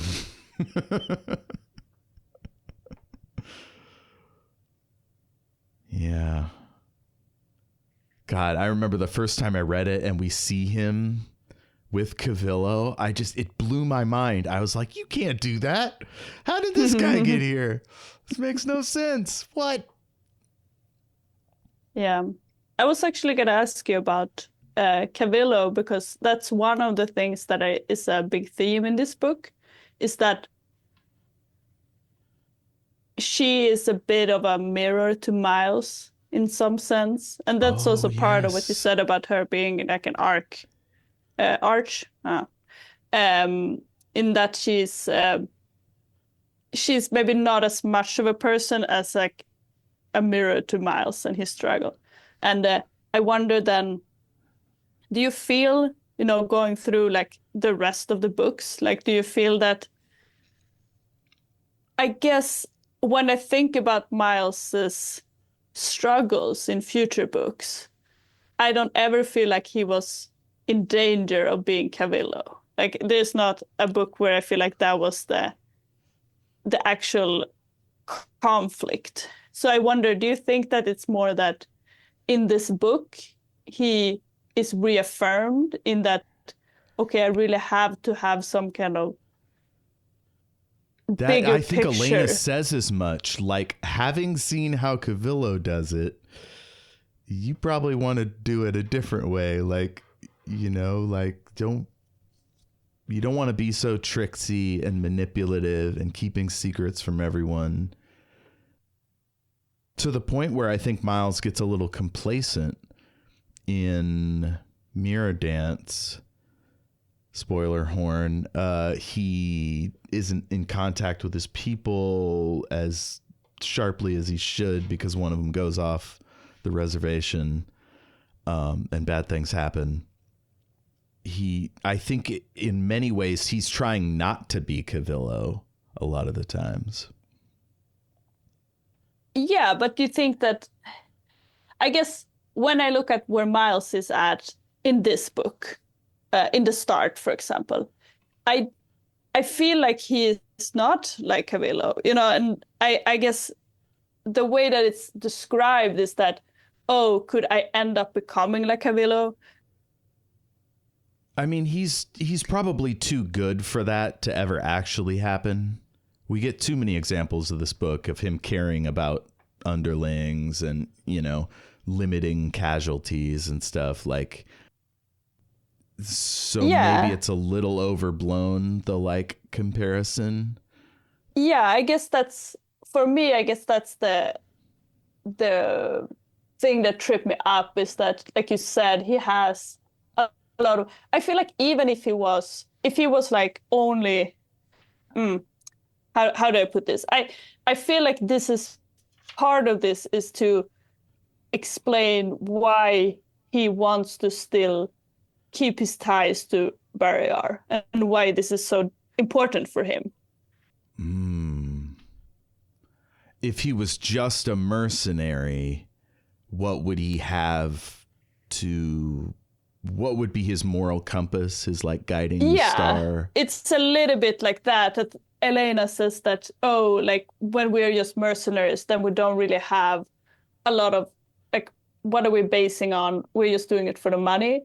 And then in some sense it's like put up that it feels like he is if he was only a mercenary, then he would become like a villain. And I guess for me, I don't really see this, and I'm not sure if I think my takeaway from it is that it's more meant to be something that affects Miles more than something Right. that we should take away and say, oh yes, this is like Miles's mirror character. It's more that he is looking at Cavillo and he's like, oh, okay, this affirms, you know, that for me it's he is a little bit afraid of being Cavillo, but we as readers are like, oh, you're not gonna be her. Yeah, I think at most the most impact it could have is at a future book down the line, he could be unmoored from morality and make some questionable decisions. Not saying whether that happens or not, but I mean like the writer, it gives her a chance. Yeah, it gives the writer a chance to go there if she ends up wanting to. I just want to have a technical dispute that we have said spoilers. I'm not gonna like Oh yeah, if you're for listening sure. now and you don't want spoilers, then go and read the rest of the books and then you can come back. Like I am Oh not gonna yes, spoiler horn any comment, like that's the just great because I idea. say something. Go read all the books and come back, and we'll get into it real deep. So yeah, he's a good guy. She does give that wild curse, right, where she's like, sooner or later they're all gonna get you. You will learn, little man. You're riding high today, but time will bring you down. I'd say just wait 20 years, but I doubt you're going to live that long. Time will teach you how much nothing your loyalties will buy you. The day they finally grind you up and spit you out, I'm just sorry I won't be there to watch, 'cause you're gonna be hamburger. Which then doesn't happen. He always has something that is his loyalties are worth something for him. Yes, yeah. I mean, he does what we all should do, which is learn from his mistakes, like see a bad example and do the opposite, you know. Mm. He holds to his character so that when we look back to this book, we see how he was tested and how he proved himself. Yeah, I like that. So best villain, I still can't decide. I Next feel is like you picked Betsov, I think that. I did pick Metsov, yeah, We can give but Cavillo Cavillo's some good. separate award. She can be like we talked about now, she can be like some kind of like best thematic character. Yeah, icon of the season. Yeah. Most surprising moment. Did any moments in this surprise you? I guess I just said that Metsov showing up surprised me, but that Yeah, wasn't what I chose. it's hard to when you're rereading because then you're not surprised. But I think that the one that is the most surprising is the one where Oser decides to throw them out the airlock. Just because I think Oh, it's like yes. I think the reason that I find it more surprising is that it's because he is surprised by it too, because like he said, he's almost taken in, he's almost okay, yeah, that makes sense. And then he's going totally 180 and he's like, no, I'm changing my mind completely. And that's why it becomes surprising, but not in a out, it's not totally out of left field. It's just um unexpected. Yeah. My surprising moment was Gregor walking right up to the plasma cannon. I did not see where that was going. I was like, how is Gavillo going to react to this? And then boom, the blast doors come down and the day is saved. Mm. Yeah, Yeah, it's very that fun. was a good one. Let's see. Next is favorite quote. And this was for me part of the same sweetest moment. So I'll save that one until the end because that's our last category. Mm. Did you have any I don't really have favorite? a favorite quote. I think that we talked a lot about different moments, so I don't have one where it's, or maybe I would have to. I didn't really think of a favorite quote in advance, but I thought that I Mm-hmm. didn't really have one. But now when we talked about it, I wonder if I had. I'm not gonna go into it, but I feel like um maybe it's also for me that's hard to when we talk about all these different characters, it's hard for me to think what would be the favorite quote for this book, or I'm more getting into like, okay, all of the different characters when they're saying different Mm. things, so I'm like, For me, it's about I the prose and how it feels to read it as it yeah, goes. totally. I just mean, no, for me it's more about the meaning, maybe, that I think that with Mm. this series it has to be something about the it says something about the characters. And I think that the problem for me, I suppose, is that then I get into like I get distracted by other quotes. So I think that for these different characters and their themes, I feel like they have other peaks. Like this one is very interesting. They have a lot of nice character moments, but all of my favorite moments are really in other books. So I wouldn't Mm. know which one was like the most impactful quote, because it would have to be something Okay. where it's connected to the characters. I mean, I'm sure if I had to pick one, I would pick one, but now nothing that comes to mind. Not a problem. So then our last topic before sweetest moment, best outfit. Who had the best outfit in this book? I think, of course, the one that you think about first is like Cavillo, because she's the only one that really has an outfit. All the other ones just have Right. uniforms, Everyone's and got uniforms. Yeah. it's not like they got to pick them out. I suppose Miles's uniforms. No, wait, those were also they were already had these gray and white uniforms. He didn't Oh, choose them, what about right? when he had to wear his fancy dress uniform? Oh Because yeah, his that could other be. one got That's true. sunk. Yeah, that is a little bit like he had to pick between two outfits, and it was like the best one because it was the bad one. Oh, um you could also say him in his birthday suit because that happened in that scene or in that section. Yeah, that's true. But I think that's like I would say this is not a great book for outfits compared to many other Wachowski books because they only have all of their uniforms pretty much. And Camilla has outfits, but I think that they're maybe not as interesting as some of the other ones where they're more on barrier and they're talking about the different fashion there. Yeah, when What do they you do think? What did you ambassadorial pick? stuff. Well, it's when he first meets Livia New. She was short, but astonishingly intense. Slight figure and white blonde hair cropped close to her head, giving her an odd elfin look. Her black jumpsuit seemed shot with electric sparks, flowing over her skin like water, evening wear in the day cycle. Thin-heeled black shoes boosted her a few futile centimeters.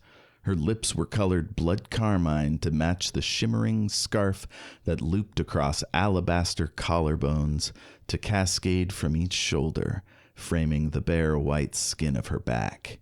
She looked expensive. Yeah. I like a jumpsuit. It's a sci-fi thing. I feel like when they are fitted, I guess because I have worn overalls for when I was a student, because it's like a thing with the tech students. We have to wear Mm. overalls.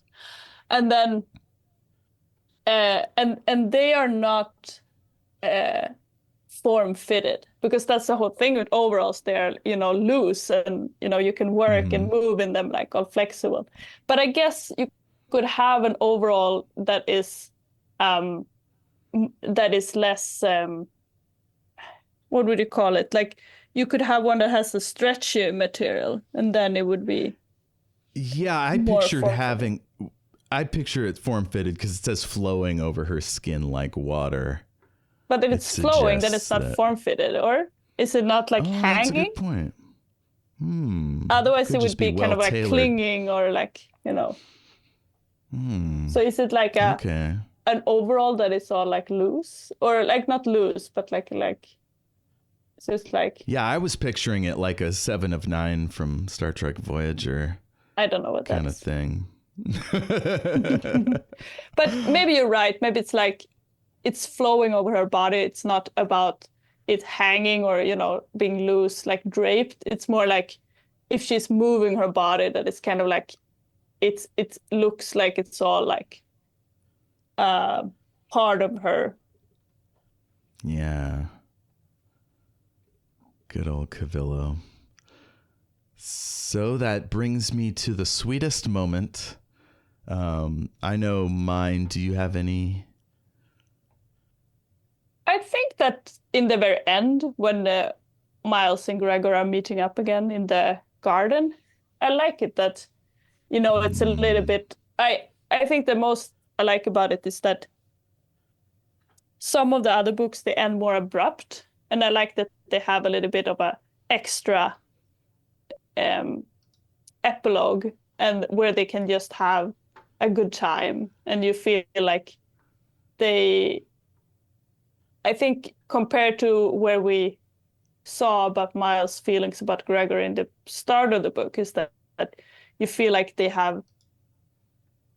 If you compare it to when Miles was in the weird holding cell in ImpSec and Gregor visited him, they Oh have yeah, a and they like play a much Tactigo. yeah, and they have a much better time, in the when they meet up again. I think I like it in just the sense of like this everyday um, um, interaction, and then also I like that Miles, of course, is like, oh, you should talk to Cordelia, because he Oh tries to yeah. somehow follow up with this, that he's like, okay, maybe you actually shouldn't be alone in this conflict. Yeah, we talked about it last time. How he forgot about how beautiful Barryar is. Mm. He talks about uh, the loss of life in the battle. He told Ilian he was drunk when he actually jumped. Yeah, he really like opens up, and then he says this thing here. Oh, he's afraid he might end up like Prince Zurg, and that's what propelled him to jump. Mm. And then he's like, I could have strangled her, and all these people wouldn't have died. And he's like, Miles is like, if none of those horrors had come to pass, she wouldn't have deserved to be strangled. Yeah, I do like those quiet contemplative moments. For me, it was the memory of Errol coming home for lunch to spend time with Miles. And this is right at the beginning as they're getting their duty assignment. Somebody asks him what it's like to have the prime minister be his dad. Mm. He says, I have seen him laugh in pure delight, standing on the dock at Vor Surlo and yelling instructions over the water. The morning I first sailed, dumped and righted the skimmer by myself. I have seen him weep till his nose ran, more dead drunk than you were yesterday on the night we got the word Major Duvalier was executed for espionage. I have seen him rage, so brick red we feared for his heart, when the reports came in fully detailing the stupidities that led to the last riots in Solstice. I have seen him wandering around Vorkosigan House at dawn in his underwear, yawning and prodding my sleepy mother into helping him find 2 matching socks. He's not like anything on. He's the original. So I guess was when Lieutenant On was asking about him, not the very first part. Yeah. That reminds me actually that I also do like when Miles is at the start of the book, or not at the start, but when he's coming back from the Kuril Island, and then he's like interrogated by Ilian, and Aral is there as well, and he's so beat up or tired from this all, so that he's like sits down on the floor, and Aral is like wanting to come up and like support him or to help him, but then stops himself. And I really like that because I feel like this is part of the dynamic that Lois established in the when was it established? I guess now I'm thinking about it in a publication order, but what I mean is that we have seen this indirectly before, but this is the first time that we see that they try to not coddle Miles, because it could easily be like to try to overprotect him because he has this disability, but they always try to be like to catch themselves and to not try to help him because they know that he wants to prove himself, I suppose. Yeah, I'm thinking of this quote. Miles looked up at his father. Did I do the right thing, sir, last night? Yes, said the Count simply. A right thing. Perhaps not the best of all possible right things. 3 days from now, you may think of a cleverer tactic, but you were the man on the ground at the time. I try not to second-guess my field commanders. Miles's heart rose in his aching chest for the first time since he'd left Kuril Island. He nodded, satisfied. Yeah. That makes me also wonder about Gregor and Arl's relationship, because I also wonder, for example, here we learn that Arl says, I was also at Kuril Island and I was drunk most of the time. And he says this to Miles to reassure him, to make him a little bit, what would you say, like what is the term that he uses? But, do you know what I mean? Like he's... well, you expose a vulnerability in yourself, right? To make somebody feel connected, that they're not alone. Yeah, I what I mean is that it gives Miles some perspective, that he has failed in his assignment, and then Arl is saying something about his own failure, or, share something similar. It makes me wonder about Arl and Gregor's relationship, because we see that Gregor runs away, and part of it is that he's thinking, okay, I'm not good enough to be the emperor. It's a little bit unclear, like how much is excuses that he doesn't want to be the emperor, and so he tries to run away because of that, and how much it's like he really doesn't think that he can be a good emperor. But I wonder, like, how much did Arl share about, because Arl has done a lot of mistakes, and I wonder how much he keeps from the next generation, because you see, like, Gregor doesn't know about his father, for example, so maybe Yeah, they this kept is and they part of kept the the truth problem. about they kept the truth about Bothari from Miles, so it's similar in that way.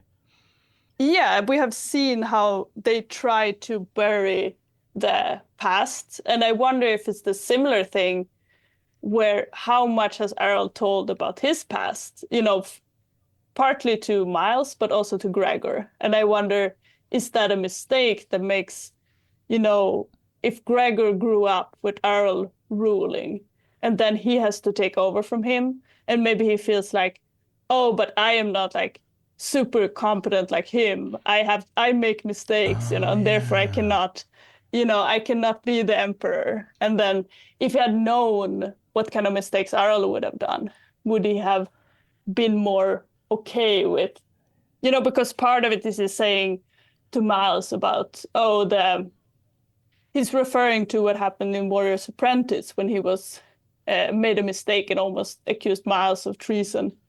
And that's part of what he's also worried about here, that he's thinking, what if can, I guess part of it is like, can I be trusted with his power? But I think, yeah. He's afraid he'll become sadistic. Yeah, but I think also part of that maybe then is that this idea that I'm not allowed to make any mistakes. Yeah. God, there's so much I want to talk about, but I would like to use the little time we have left to just talk about the book's reception on Goodreads. Got a 4.27 out of 26,452 ratings and 1,109 reviews. I think that's a good enough sample size to get some comparisons. So I pulled up some books that have a similar score on there. Handmaid's Tale, 1984, Parable of the Sower, The Hunger Games, Dune, The Fifth Season, Hitchhiker's Guide to the Galaxy, Ender's Game, The Hobbit, Psalm for the Wild Built, Good Omens, Leviathan Wakes, that's The Expanse, and Howl's Moving Castle. Just some of my favorites. Really great books. Her best reviewed on there is Miles Errant, which is it's a combined book of Warrior's Apprentice and Vor Game. So it makes sense that would be popular. The second was Memory, which oddly enough, I don't remember what happens in that one. It's the one where Ilian loses his memory. Pretty much. God, I gotta read that. It's the one after Mirror Dance. Oh, it is. Oh, okay. That's exciting. Yeah, coming up. And so then I looked at the ones that were higher. Very few book series are better. But the ones that are ones that have a rabid fan base that whether it's good or not, they'd still upvote it to the max. Harry Potter, Game of Thrones, Lord of the Rings, The Name of the Wind, Watchmen, Mistborn, and Percy Jackson. And then Lucy Chin's in there with the Remembrance of Earth's Past. But those are huge, heavy hitters, like Star Wars level. So the fact that Lois's books aren't up there is just to me is well, I hope it's a sign that things will that she'll become more popular over time, because she deserves to be in this upper echelon. I understand what you mean in the terms that it's just the public consciousness, Yeah, but what I mean is that she has won popularity contest, so it's not like she has been obscure. Mm-hmm. Yeah. With the Hugos. So, but I think that it's more about, being to spin off from that. I suppose I agree with it in the terms of they should be on this kind of must-read lists. Yes. Yeah, because I remember when I first found her, I met one person that knew who she was, and then ever since then, I've just been like trying to find somebody who loves it. And it wasn't until Natasha started reading them on Spoil Me that I met people that like her. But yeah, I just feel like she should be a household name. Yeah, I think I met one person in real life that has read them, like met them in physical, and but I think if I talk more about them, I didn't start to read them until it might have been maybe the first one, maybe I read like 3 or 4 years ago at most. Oh, So it okay. might have been different if I read them as a teen or something that I had more time to mention them to people. Although I don't know if I could have read them as a teen. I'm not even sure they're translated to Swedish. So I would have to wait Mm. until I was at least, I don't know. I tried to read Harry Potter when I was, I guess I read the last Harry Potter when I was like 17, and that was in English. So that was fine. But before that, I think I would have been too lost if I had to read a whole book. And especially, you don't have the thesaurus in the book like you do now. Yeah. Oh, wait, is it a thesaurus? The Do you dictionary? mean like a glossary of terms? Yeah, I guess I mean a dictionary, not a thesaurus. Because the thesaurus is Hmm. only the synonyms, right? Yeah. Mm. So with Piranesi, I looked up the 1-star reviews, right? Thinking that it would give me a sense of like who hates the book. Out of 26,000 ratings, there are only 161 stars and only 6 actual reviews. They're all short. They're very dumb. Like I had to go up to like 3 stars before I could find some like legit criticism. Mm. I don't even want to read these. They're so dumb.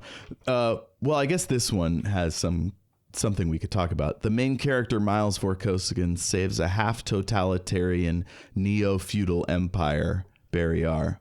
Why? And I'm like, bro, we live in a neo-feudal empire. Like, it's not that weird. But maybe coming from like Star Trek or something, that it's like, why would we root for these guys?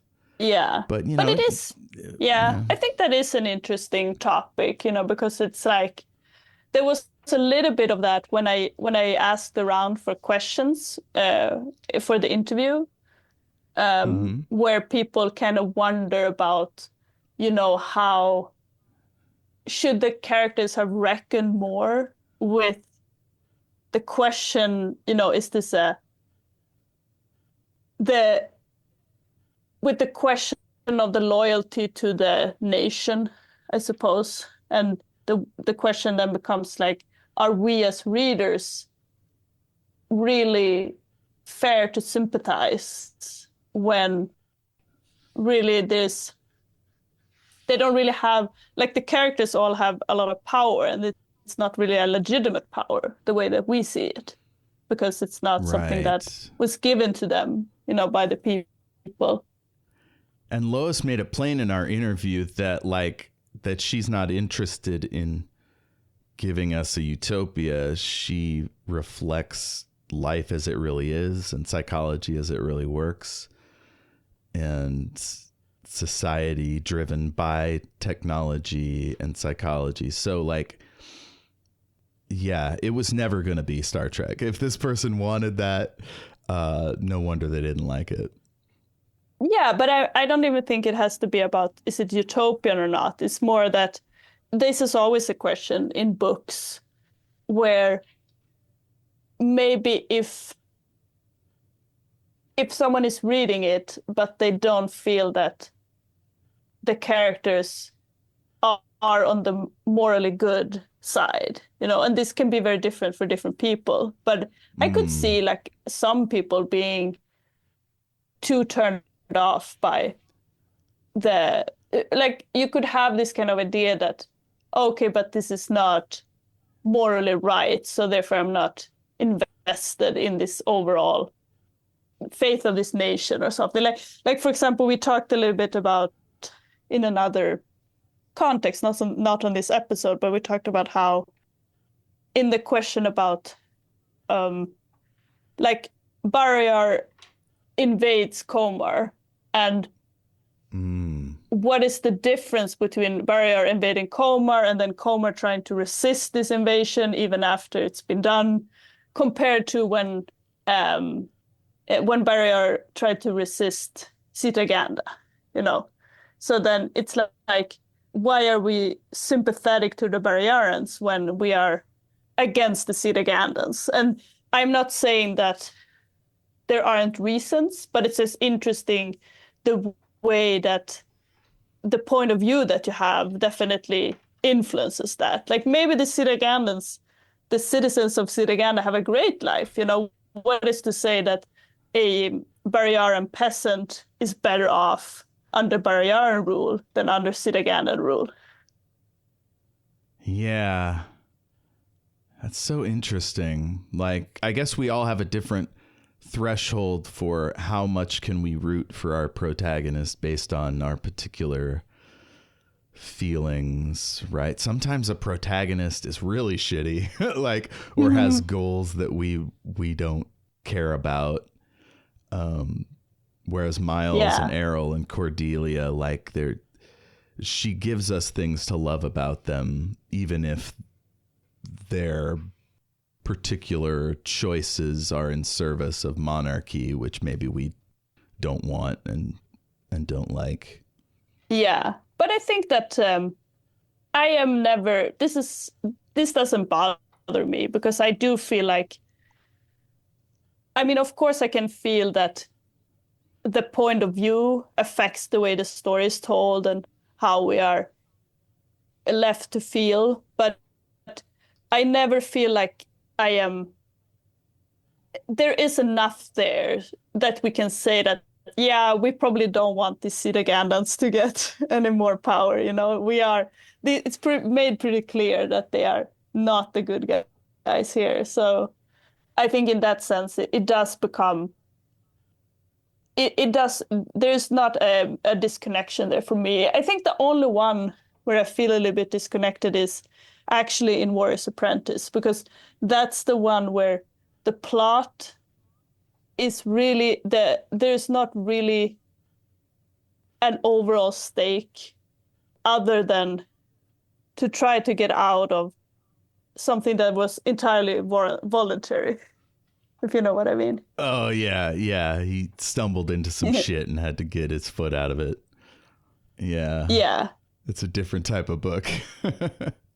Yeah, it is. And I think that one, it is the one that I'm least invested in because of this. Well, all the other ones, everyone that is about Barrier, for example, I am very invested in because I do feel like we have gotten enough, even though we see that it is shitty in a lot of ways. I think that we are at least invested in the idea that the characters feel they is the best way to improve it. Even if we feel, oh, maybe you could have done another way, we feel like they are trying to do what they think is good. And it's not something that is just about their own interests or about some kind of a totally unreasonable way to handle it. Another criticism I found was people feeling like it felt like 2 or 3 different books smushed together. Did you have that? Could you relate to that at all?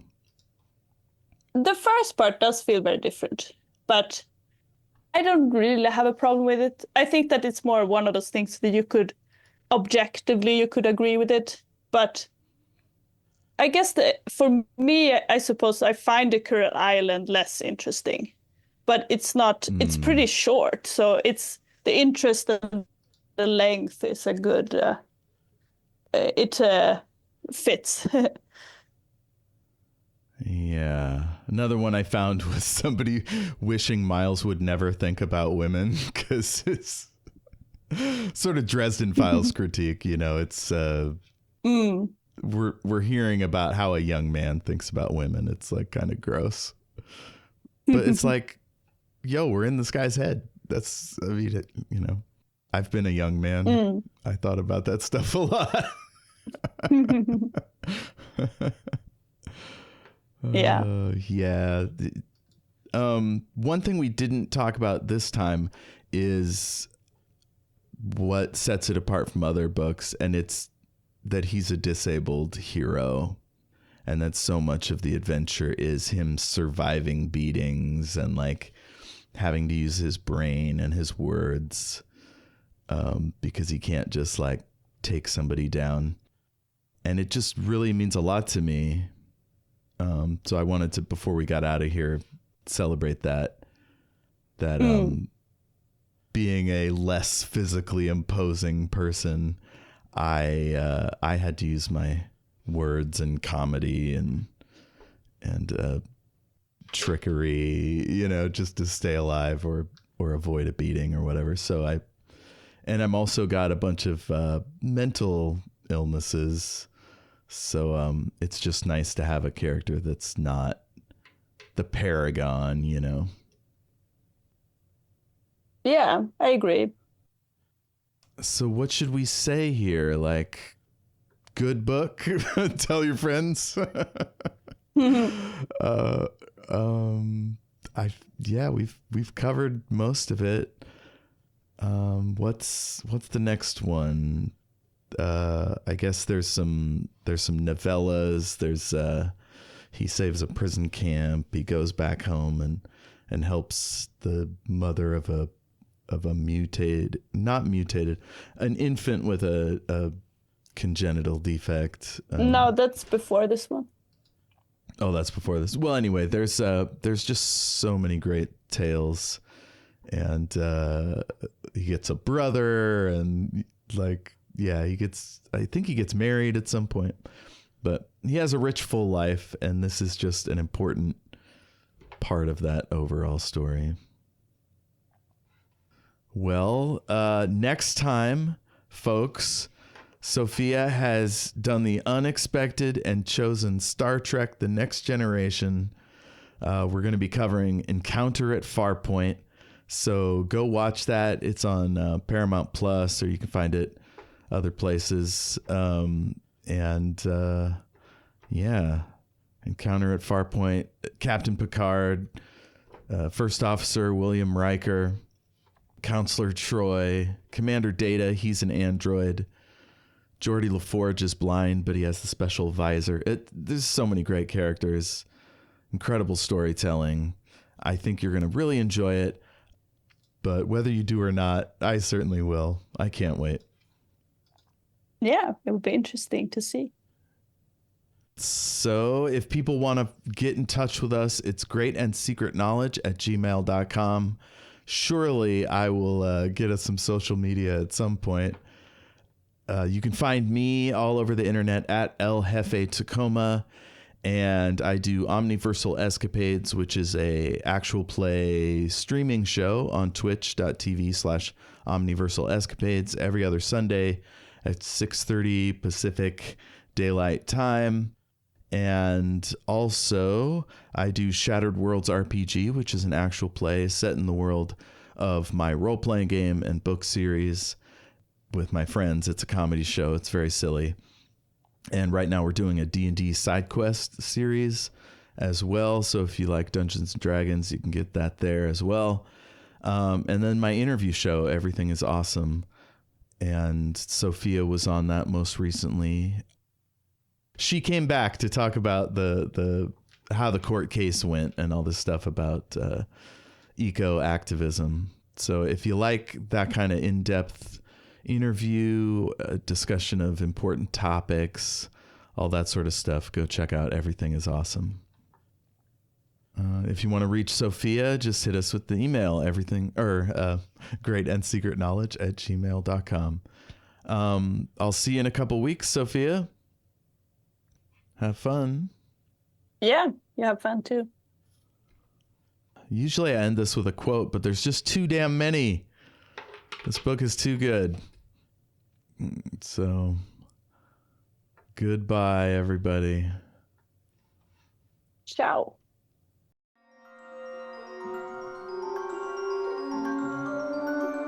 A huge thanks to James Lark of jameslark.co.uk for providing our wonderful theme song. Thank you, James.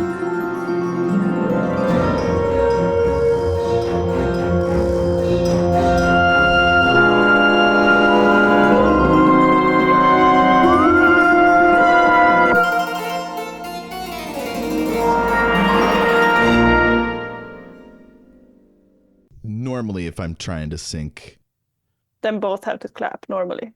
yeah, without a guide, but because Zoom gives you tracks, I have a guide built in.